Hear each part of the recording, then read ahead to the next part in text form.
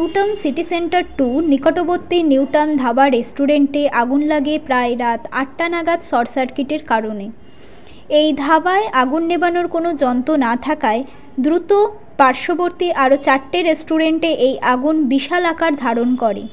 দ্রুত খবর পেয়ে দমকলের 4টি ইঞ্জিন ঘটনাস্থলে পৌঁছায় এবং অনেক প্রচেষ্টার পর তারা আগুন নিয়ন্ত্রণে আনতে সক্ষম হয়।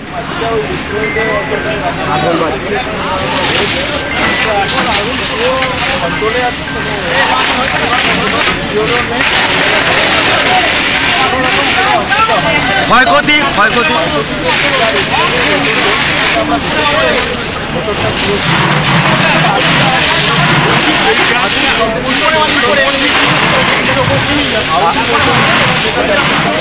আমাদের একটা দাদা এখানে নিউটাউন ধাবায় খাওয়া খাচ্ছিল, যখন আমাদেরকে কল করলো। আগুনটা ছোটো ছিল, আগুনটা হয়েছে এক্স্যাক্টলি শর্ট সার্কিটের জন্য। শর্ট সার্কিট দিয়ে শুরু হয়েছে আগুনটা, তারপরে এক এক করে 3টেই রেস্টুরেন্টে জ্বলে গেছে।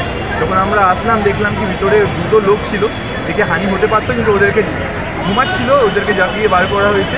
আর সবকটা সিলিন্ডার 35 সিলিন্ডার ভিতরে ছিল, সবকটা বার। এখন বাজছে আমি এক্স্যাক্ট বলে দেবো 8:29 হচ্ছে, এক্স্যাক্টলি 7:50 অবধি লাগলো শর্ট সার্কিটের জন্য লেগে। কেন কি যখন আমরা এখানে আসলাম, এখানে এসে দেখছি ওখানে যেরকম বাজি ফাটে ওরকম দুটো -+ শর্ট হচ্ছিল, তাই এটা হচ্ছিল।